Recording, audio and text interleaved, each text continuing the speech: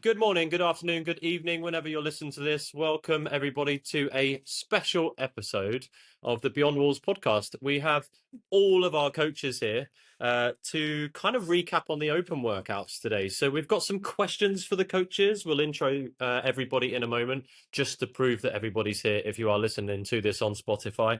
But what we're going to do today is just talk about the Open, the value that adds to us as Beyond Walls, but also how you can reflect on your performances moving forward as well. So my name is Barry, the performance director here, and we have Jamie, Julie, Pep, Kirsten, Jess, What's up? Jono here. Meg. and Meg. Awesome. So we're going to...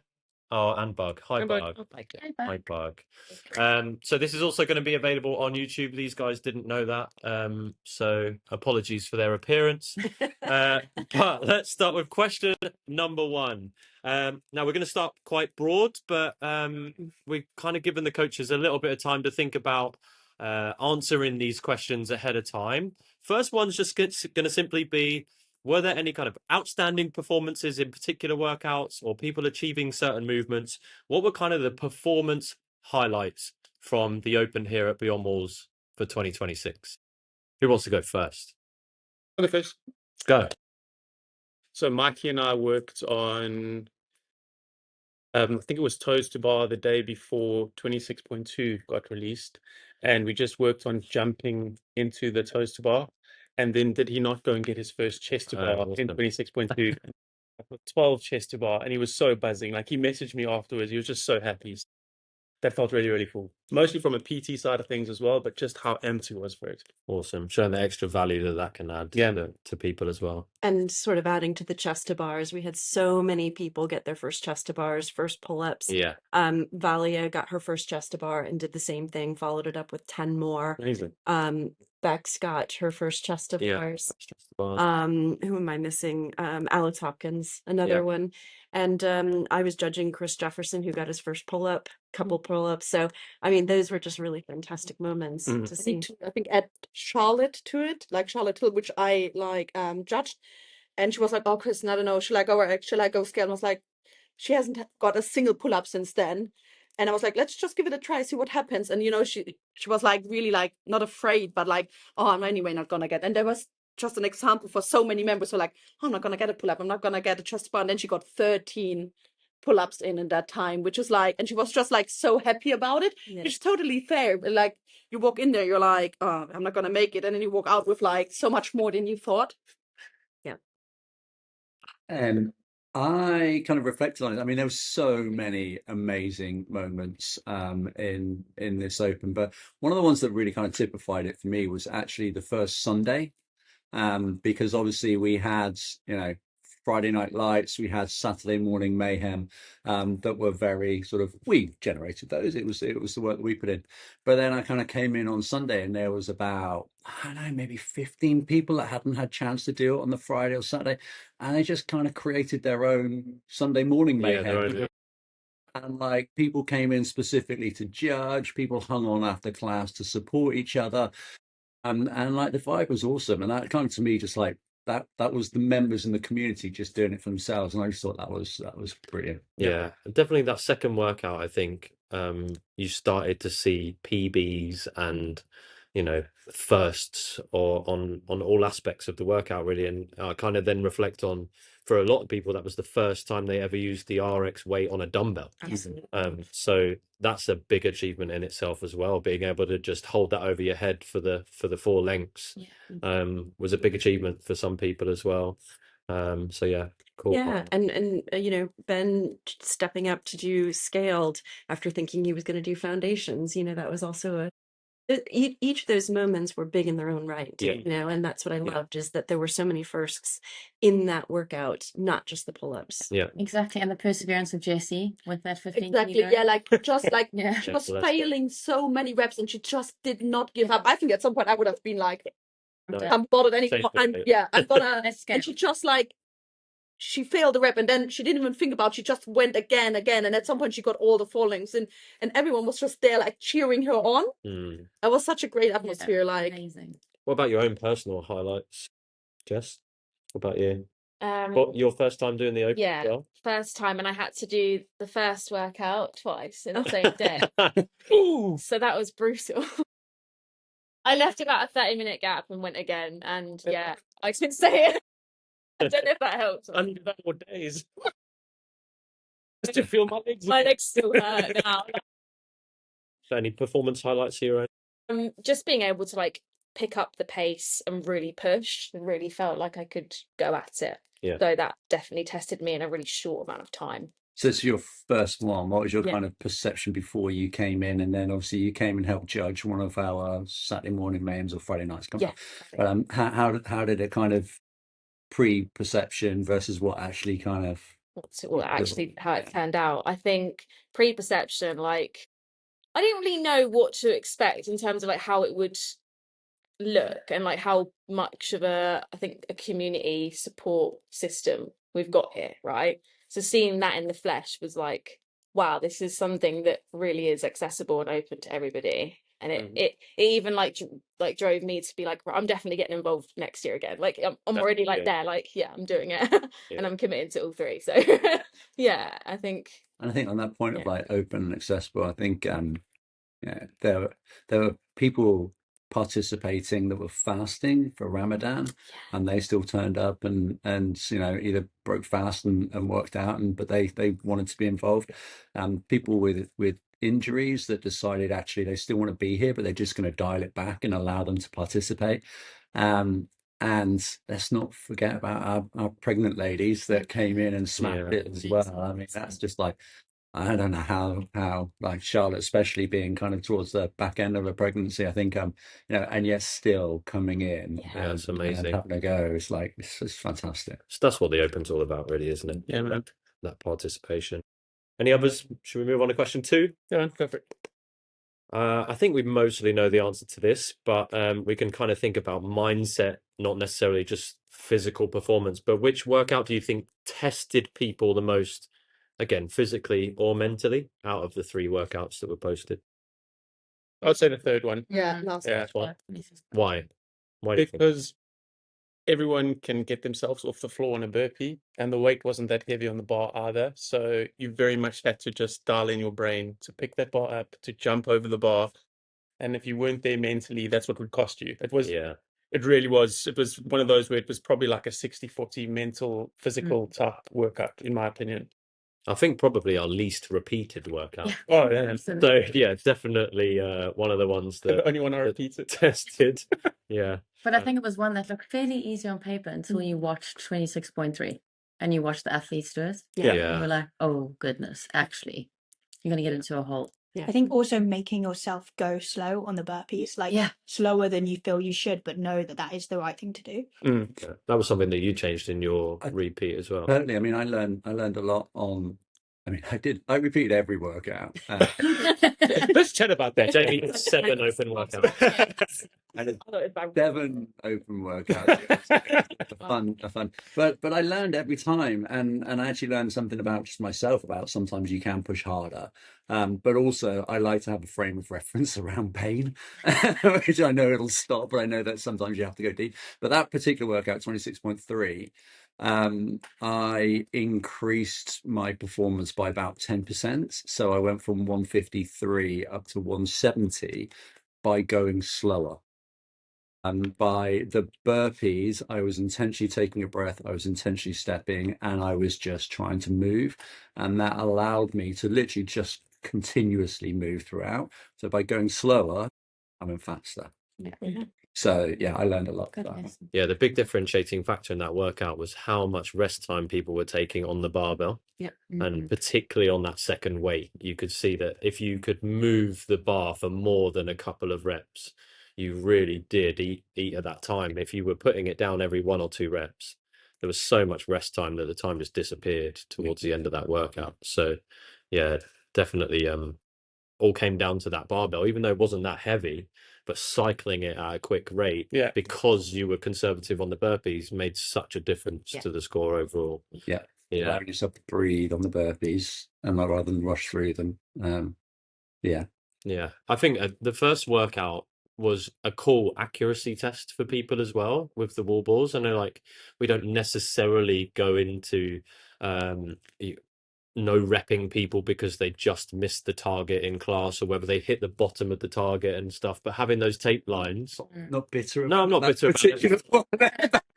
But overall, it was really cool for people to be able to actually have, I have to hit that target, has to be above that line, and really look at some of those other things that we might skip in class, such as their coordination and their accuracy with things like that. And that's one of our like key skills to develop their fitness as well.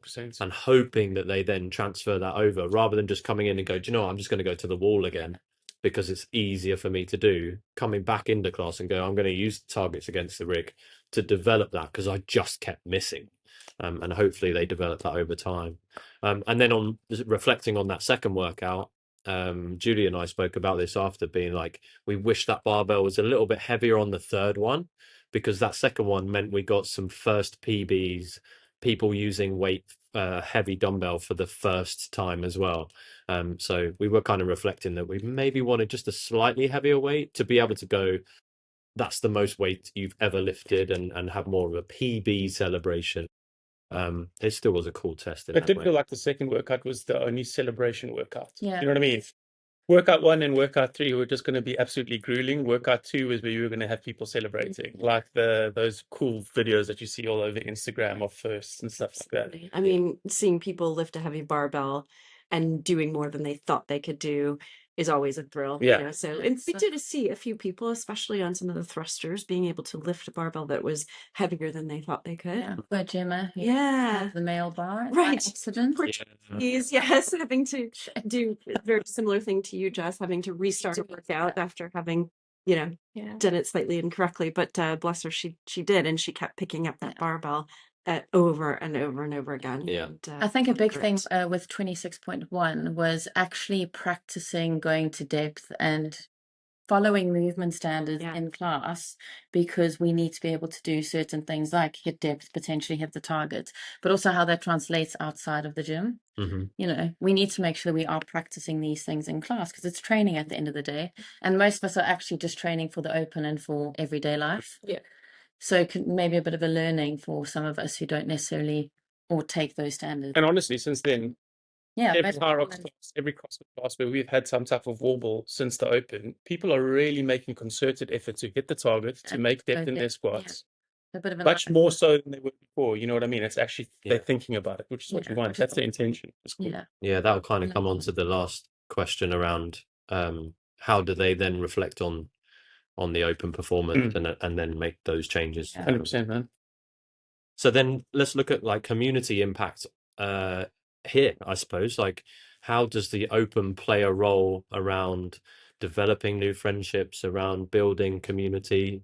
Is it an important thing for people to do from that perspective? Did we notice any changes? Well, I think we went last year from having just over 50 participants and ranking 858th in the world, to this year having just shy of 150 participants, which put us 85th in the world. So, I mean, that is so cool. You know, it is such a huge sort of growth in terms of the number of people that did decide to take part. And I think that to me kind of shows a bit about the strength of the community in this place, because people trust the coaches, they trust the advice. And I was, you know, for probably 3/4 of the people that participated this year, it was their first open. Yeah. And so I think that I think it says a lot about the trust that you guys build with the members, that they're like, okay, I'll have a go, and they do. And then B, I think that the experience from those that did it first time last year and then repeated this year demonstrates that, you know, they've got that reference from last year and how they progressed this year, that just makes you hungry for more, and it's made them hungry for more. And you could see amongst them, they're just like, yes. And there's so many people that last year scaled and this year RX'd. Yeah. And Julie will talk about We that had- later, but there's yeah. so many people that have kind of progressed in that way. Yeah. So I think there's a couple of things. One is the community just trust, but B, it now kind of builds that, what can I get next year? And just that shared passion of trying to get yourself better for next year. Yeah. I think it was also the sticker, to be The fair. sticker. That open sticker. It's all about the stick. If you join Beyond Walls, you get stickers. See you soon. Well, there was that slight bullying in the general chat if you haven't signed up for the Open, where people made you sign up almost. That's a good kind of peer pressure. Yeah, it's good. No, that's good. I didn't say it's bad. It's good. Like, we got definitely a few people who felt like Laura wanted having it. FOMO, yeah. Though, is that we weren't even the ones pushing it to begin with. You know, when the Open opened in January for signups, it was actually the members going, you need to do this, you know, and encouraging other people that they'd done it last year and were a little bit like, I'm not sure what I'm doing, but their encouragement is what led to, you know, just a very strong initial reception to doing it. And I think that carried. And so for us to say, we think this is a good idea because it gives you such an important benchmark of your progress. You know, we could say that till the days are done, but to have the other members encouraging people and having that message from them was really powerful. It's not until they then reflect on those results after that they do really understand that it is a test for them. Yeah. And very much like the in-body scan, it is a means to look at, well, have I got fitter year on year, or have I moved to a different category year on year? Have I achieved my first movement ever? Yeah. So all of those kind of things just lead to that overarching view of, have I made an improvement to my fitness? Full stop. Yeah. And the Open is a great way for people to have that as a benchmark. The one thing that I think of when we kind of mentioned the word community, I think of the judges a lot. Mhm. And I actually thought about this last year during the winter throwdown that we had as well, that there is never any gripe when asking people to judge. And so they're all willing to just step up for one another and go, hell yeah, I'll judge someone. Whereas I've definitely been at competitions before, or at gyms before, where it's actually really hard Yeah. as a coach trying to then go, guys, I'm looking for judges, can you please help? Like, you just don't need to ask here. People are just like, I'm free, I'm here just to watch. I'll judge people, and that's the really cool thing to see. And not only that, how many people signed up and took the judges The course yeah. to be available to others? That was so fantastic. I mean, and that was literally just spontaneous Yeah. volunteering to sign up, pay money Yeah. to then be, you know, a judge for the Exactly what you said before, that we didn't ask them to do that. Yeah. It was the general chat blows up about this course that somebody's done. They're like, oh, should I do that? Well, you can do it if you want to learn some new stuff. And I But then think on that's top why of it, people did it. those judges came in on the Monday or the Sunday, Yeah. and we're like, yeah, I've got the judges course, so I'll come through. Yeah. Didn't plan to work out that day. They were like, I'll come through just to judge. Yeah. That was And really and cool. during like open gym times Yeah, of the man, week it's and things awesome. like that. Really, Yeah. really cool. Yeah. Anything else on community? I think rather on the Open, like if people are like thinking of signing up again, do you know a single person who said after the Open, oh, I regret I did it?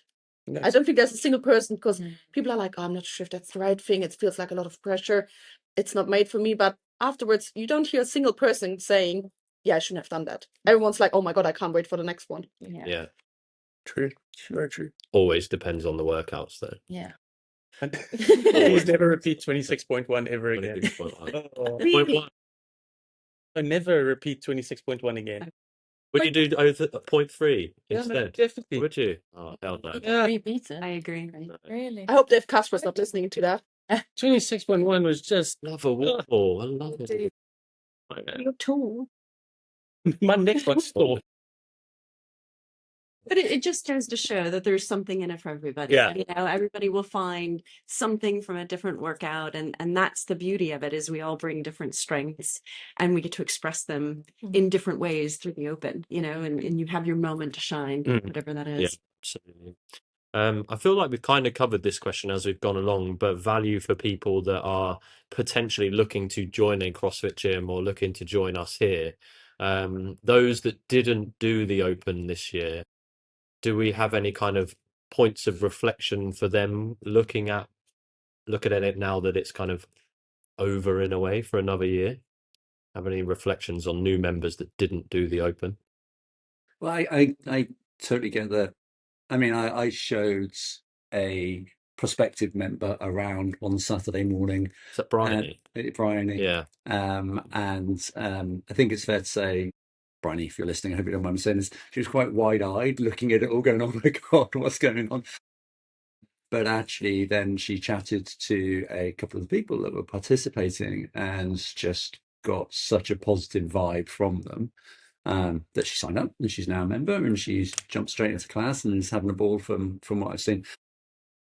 So I think it's, I guess what I would say is, yes, it can seem intimidating from the outside, but actually once you step over the line, it's just another workout and there's so much enthusiasm and support for everybody that participates, regardless of whether you are foundation or RX. The minute the buzzer goes and you start, you've forgotten all of that, and you're just going. And the value of them being able to have that benchmark, I think, to me, it's why we affiliate. Basically, we could do these classes without calling them CrossFit. We could do them. But one of the main reasons that we affiliate is because of the Open, because we think it is so valuable for our members to have that annual benchmark, plus the way that it brings the community together and we support each other. Yeah. I think a really lovely moment was Amy judging Jill. So, like mum and daughter. Yeah. It just shows you that literally anyone can do it. That was awesome. Yeah, it was so lovely to see, and she did it every weekend. Just phenomenal for people to see. We were reflecting on that after and potentially looking at then having an ever strong version next year. So adding in an additional class for them on the Friday where they can then do the Open workout at that foundational option. It's funny. Meg was lying in bed the other night and Meg's like, I really need to speak to them because I would love to run the Everstrong Open. She was like, I want to do this. We'll definitely do that next year where we add that in to give them an opportunity to test that as well. Absolutely. My reflection on those that are prospective new members or people that have only been with us the last 6 months that might not have participated is that we are always going to want you to test your fitness in some ways in order to then help you plug those holes.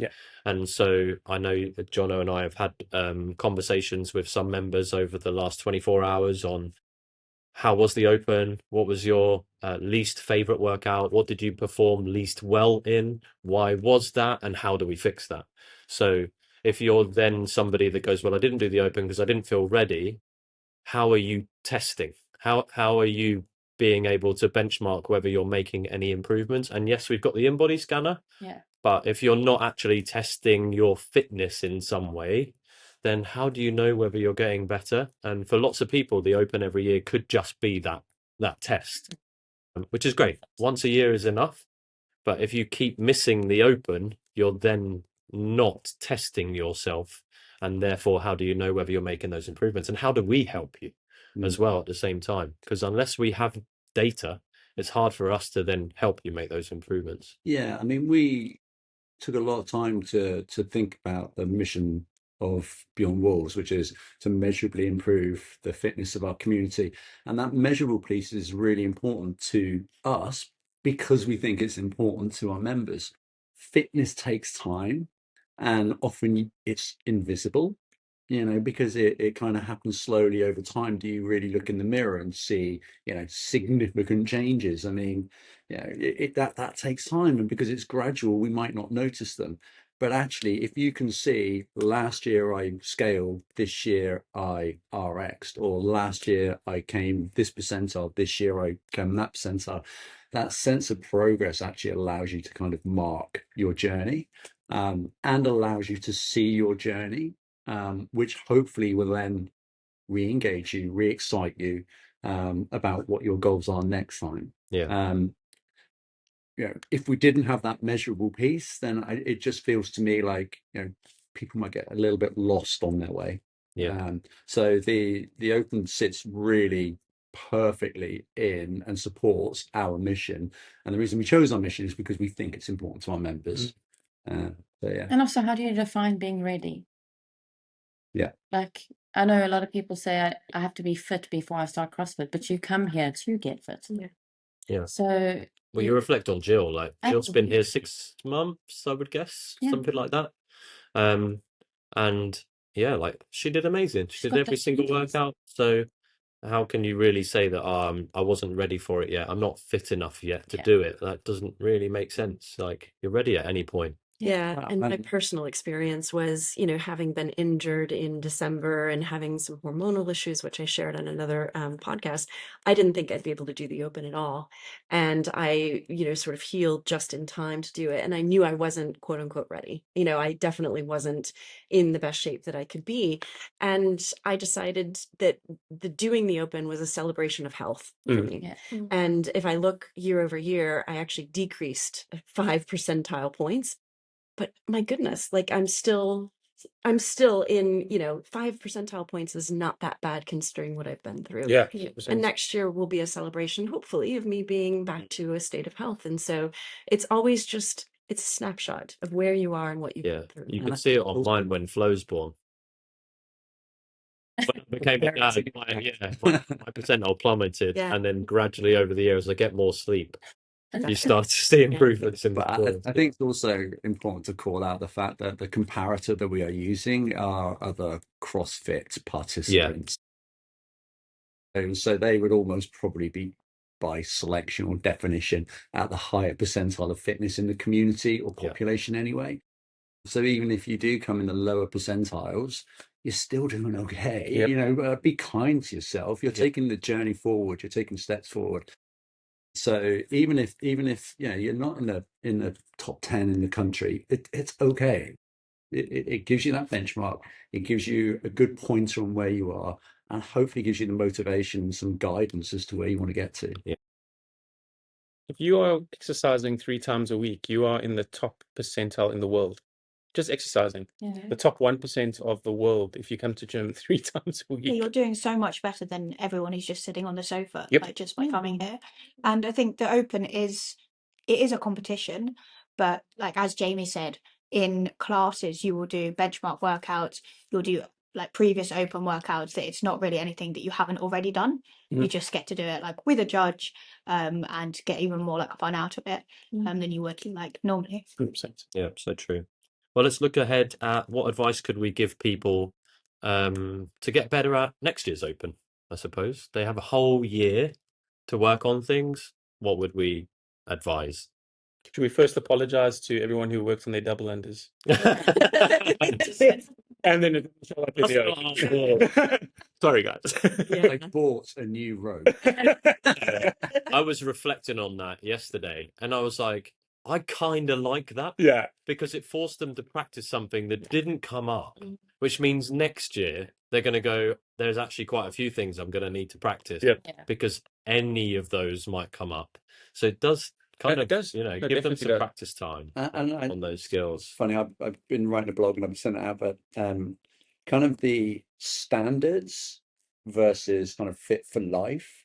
We have quite prescribed standards here, and it came from a conversation I had with Alex around chin-ups versus pull-ups. And we've been working on pull-ups, and then Dave Castro says you can do chin-ups, and that could kind of potentially sending wrong signals. Well, why aren't we?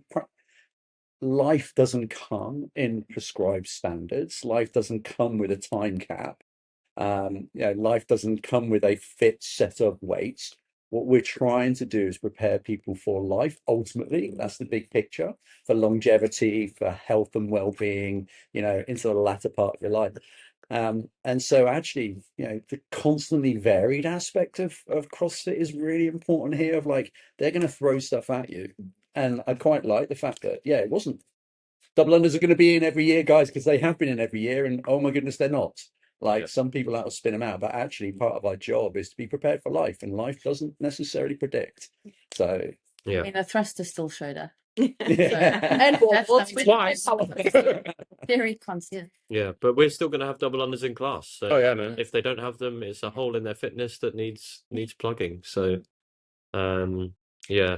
I think for me, going back to this whole thing about the standards, and the fact that it's created this awareness of wall ball standards, I always take from it this sort of virtuosity thing, so when I'm practicing, when we're doing workouts, I always hold myself to the standard on, let's say, for example, a wall walk. I could get sloppy and I can just, throw myself down or not get, to the various points. But I keep myself like accountable for keeping those standards because I know I'm preparing. If I can prepare now with that stringent standard, and it's going to be so much easier later on. And so I think that's a really nice forcing function of helping people to think through, like, how do I keep myself accountable for these things? Yeah.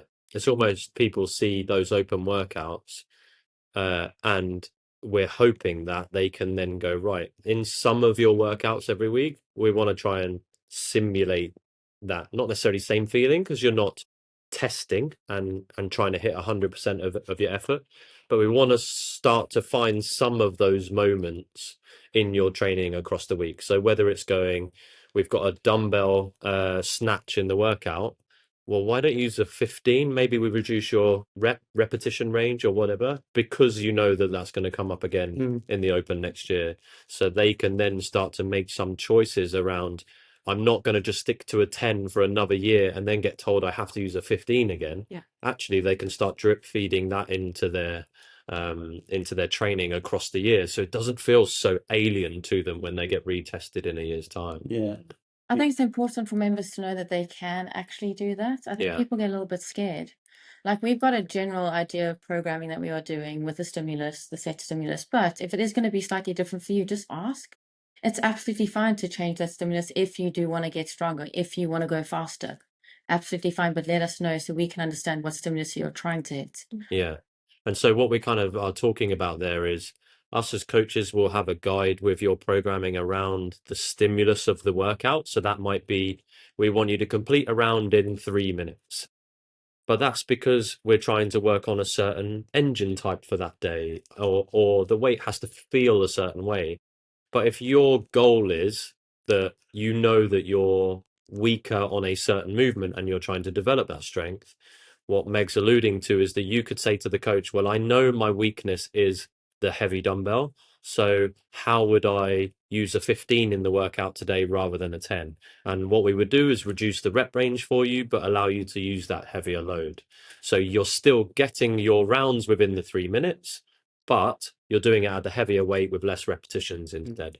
And so that's how we can adapt those workouts for you over time. And all you got to do is ask. Yeah. That's all you got to do. Or even just listen to the stimulus, because I think sometimes members can be in the habit of picking the same dumbbell out Yeah. because that's the dumbbell they use. Whereas actually some of our stimulus is we want you to go heavy. And as you say, that might be you do less. Some of them are, we want you to be able to do 10 unbroken. But it's listen to the stimulus and then think about the weights rather than just defaulting to the weight that you use. Yeah. The dumbbell's a great example of so many members, as we started getting quite specific with our workouts before the Open and saying this could potentially be in the Open, the 15 kg dumbbell will be the weight. They never would have. They tried the 15 kg. It wasn't completely surprised when they got into the Open. And now after the Open, when there's a dumbbell in the workout, they're going back to that 15. Yeah. So that already, you take a step back and look at it, and it's just like, look what you've just done. You've progressed right there. Like a dumbbell that you were completely afraid of before is now one that you're not even thinking. You're just going straight to it. Are we talking about my girl Gemma? Oh, well. I mean, I don't know if there's, I can't remember if there's a question about, I was going to lead on to that, but that was my highlight of the entire Open. And I'm probably going to get emotional. Yeah, I was watching Jay get emotional in the coach's corner because Gemma almost did an RX workout because she couldn't overhead lunge that workout. And then she did. And she started doing the pull-ups. And I just looked over at Jay and he was just tearing up. And I was like, oh, shit. It was so good to see. I went up to him and I gave him a hug. And he's just like, she nearly did an RX workout. The conversation, and it was like, there was a few of these conversations that took place over the 3 weeks, which was, I think I'm going to ... Yeah. Generally, it was dial back. And sometimes that was the right thing, because otherwise you just get stuck and you spend. Yeah. But actually, this was one where I just felt Gemma didn't believe in herself, and she just needed that And also seeing how she'd worked so hard on her gymnastics as well. I mean, her point was, I don't think I can snatch 15 with my left hand. Mm. And I'm like, I think you can. And I just want you to, I don't even want you to think about using your arm. I want you to just drive everything from your lower body, get that hip moving, jump, and just catch it. And she did. And that was just, it was It was great. freaking awesome, man. And then she smashed those pull-ups. The pull-up, well. yeah. I I mean, remember something that was like, how the hell is Gemma doing those pull-ups? So many, they looked so good. I didn't realize like how far she came in the last couple of months. Yep. Yeah, she's been honing in on gymnastics a lot Great. and working on that. I think one other thing that I wanted to mention, just because these conversations can come up with a smaller cohort of members, is when you reflect on the Open and you realize, I don't yet have a pull-up, I don't have a chest to bar, I can't lift the heavy barbell, my burpees were a bit slow. You can then get caught up in, I have to then work on all of those things, and it can become overwhelming for people. The thing to really do is just trust the programming. You do not need to do all the extra stuff, because from our experience as coaches, all that is going to lead to is you burning out, taking a month off and dropping away, and potentially then not wanting to come back into that. You do not need to change anything else. And because we're so new, people have done a year and then gone, why can't I do all of these things yet? And they just don't realize that a year is you still being classified as a beginner.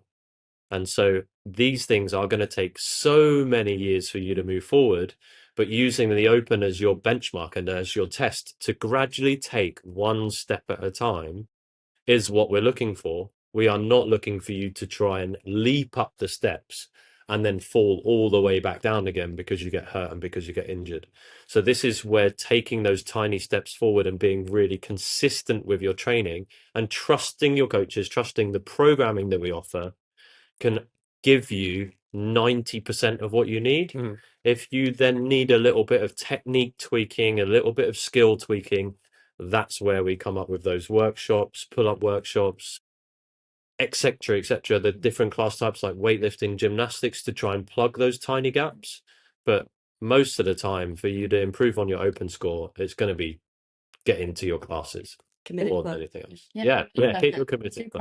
Get your sticker. And maybe be aware of like what classes you pick. If you're going to work out like 3 times a week and you know the workouts ahead, maybe if you're really good at weightlifting and you enjoy that a lot like me, then maybe look at it, is there a workout? Because I definitely need to work on my cardio. So maybe I need to say 1 time a week, one of the workouts is going to be a cardio heavy one. So you're trying to make a weakness a strength at the end of the day. And at some point, you start enjoying it. Not saying I'm ever going to enjoy running, but it's also such a bigger achievement when I'm thinking I'm so slow at running, and then I don't know, half a year down the line, all of a sudden I'm one of the fastest ones running. Like, if you're already good at something, getting better is maybe not that hard as getting better at a weakness you have. Yeah, that's so true. So we're going to finish with some kind of highlights on our member improvements, and Julie is going to kind of head this up for us. So what were some of the biggest improvements that we saw from members as a whole? Well, I can say that there were, we had just over 50 members who participated in the Open last year. But of those, we had 22 members that completed all 6 workouts from last year and this year, which is really impressive. It's quite a commitment, and it's sometimes hard to do. I know some people were away on holidays and couldn't necessarily make some of them, but big shout out to the 22 members who did get the Open workouts from last year and this year completed. So that's fantastic. And the average improvement across those 22 members was 4.6 percentile points, which is really amazing. It's really good. So that's kind of a really interesting benchmark to consider some of the improvements that we saw. I want to call out a couple of the age groups of the people above 35. Barish improved 14.2 percentile in her age group. Tim Folds, 20.5 improvement. I mean, really massive. But the two who improved the most from last year to this year, we're looking at worldwide, were two women in particular. And we're going to award them an LSKD gift certificate, £50 each for this. The first one is Jessie. So she improved 31 percentile. And, One. you know, Wow, we that's huge. mentioned, you know, sort of her just resilience and grit in that workout, you know, with Not even that one, also the thruster one. I don't know if you watched her doing it. Yeah. That Little face. she just stared at me on those thrusters, and I told her not to drop that bar, and she didn't dare to drop that bar. You could just see how she was grinding through those thrusters. It was just great to watch her having that like mental strength. Yeah, she just really demonstrated it the entire time. I remember watching her on those box jumps too, and I think she did all 3 workouts RX, if I'm not mistaken, which is fantastic. I just love the lunges. Oh, The number of times you go right to the end and couldn't quite get over the line. And the member who made the most improvement over the past 2 years, and she's quieter, you know, she's one of those quiet members who just shows up over and over and over again, and that's Arvinder. So she improved, yes, 32.5 percentile points, 32.5. And she went from doing workouts scaled and foundational last year to doing all of her workouts RX this year. And again, she's, you know, maybe some members don't know her. I mean, she's not one to necessarily stand out in the crowd, but she's such an amazingly lovely person. And just, you know, what she's done this year to put in the hours to get into her classes is so impressive. So huge congratulations to Jessie and Arvinder. Amazing. well done, ladies. Any other cool stories from people? Oh man, can I talk? I mean, just so many lunch stories, so many cool lunch stories for mine. One was Paddy judging John with the lunges, and Georgie standing in front of John. And as John steps over the line, Georgie went, "Yes." So John put the dumbbell down, and Paddy and I were like, "No rep." And he looked back at us and he was like, "But Georgie said yes." That was funny. The second one was in open gym. Claire she really wanted to go. And she basically did a 30-minute 26.2 because the first 15 minutes she just did lunges the whole time. And I just felt for her, but her commitment is just like, I have to She get was this. resilient. She got 3 lengths, and just every time when it was over the line, It was just that last step over the line. so And then 15 minutes of just trying to get that one length. But then what I loved about it is that she realized, she was like, sweet, I've given it a shot, rested for 10 minutes, went straight back in, did the scaled version, and absolutely smashed it. There was no thoughts about it, you know, it was just, the lunges for me was probably the best part about that workout, is for the funny moments and the amazing achievements. And oh man. I guess I would just sort of to mention the first and the last. So the first person to do an open workout this year was Luke. He did 26.1, and I judged him, and yeah, bless him. I mean, he did brilliant. There was a point when he went to throw his 30th wall ball in that set of 30, threw it, turned and went to go onto his box. At that point, I had to turn him around and come him back in because he'd completely missed the target. That's a mic drop is like. I'm like, come back. So sorry, I had to no rep you, Luke. I promise you, there's no fun in doing that. But he didn't hear you. Remember, he started his box jump. Started his box jump. I had to stop him and bring him back. And then Hammy Paul Hamilton was our very final athlete, going through 26.3. After he had something of an issue at the weekend where there had been a mix-up, shall we say, with the barbell weight, and so he'd got halfway through and realised that he'd done the wrong barbell weight and had to come back on the Monday evening. And those of you that don't know Paul, he's pretty senior in the RAF, and so with everything that's going on in the world, he is very, very busy right now. So for him to make time for his fitness and to make time to come and complete that workout, I think was fantastic. Yeah, absolutely. Such a wonderful way to end. Unless anybody's got anything else.